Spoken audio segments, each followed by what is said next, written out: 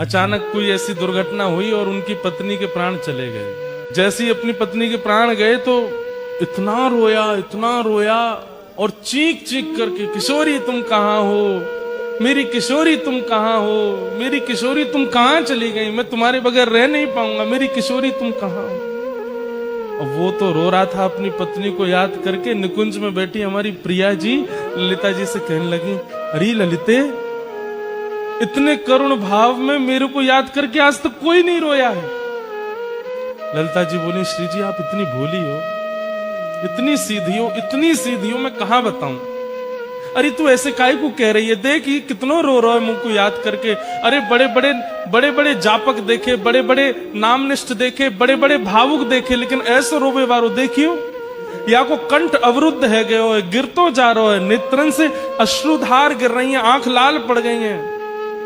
अरे ये प्राण त्याग देखो। अरे ललिते तू जल्दी व्यवस्था कर, या से मिलना है। ललिता जी बोली, श्यामा जी वो अपनी बहू को बुला रहा है, बाकी पत्नी को नाम है किशोरी, वो आपको याद नहीं कर रहा है, अपनी पत्नी को बुला रहा है।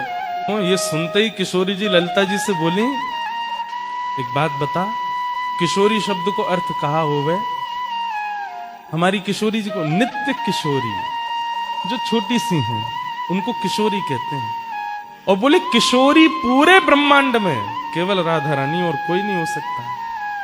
आप किसी को आज किशोरी अगर बोल रहे हो ना, कल वो किशोरी नहीं है, क्योंकि आज उसका जो तन है, उसका जो मन है, उसके जो स्वरूप है, वो कल बदलेगा। हर दिन व्यक्ति बड़ा होता है। लेते बता, मैं ना जानू ये अपनी पत्नी को बुला रहा हो या कौन को बुला रहा है, पर किशोरी कौन है? बोले किशोरी तो आप, तो ये मुझे बुला रहा हो। उसने भाव से नहीं पुकारा, केवल किशोरी शब्द का उच्चारण किया है। अपनी पत्नी के विरह में रोते रोते हमारी लाडली जी से देखा नहीं गया, तुरंत प्रकट हो गए और प्रकट होकर के उसको रूप कांति का दर्शन करा दिया, सिर पर हाथ दे करके उनको अपनी सखी रूप में स्वीकार किया। और किशोरी जी के दर्शन करने के बाद में उनके चित्त में फिर भक्ति भाव प्रकट हो गए।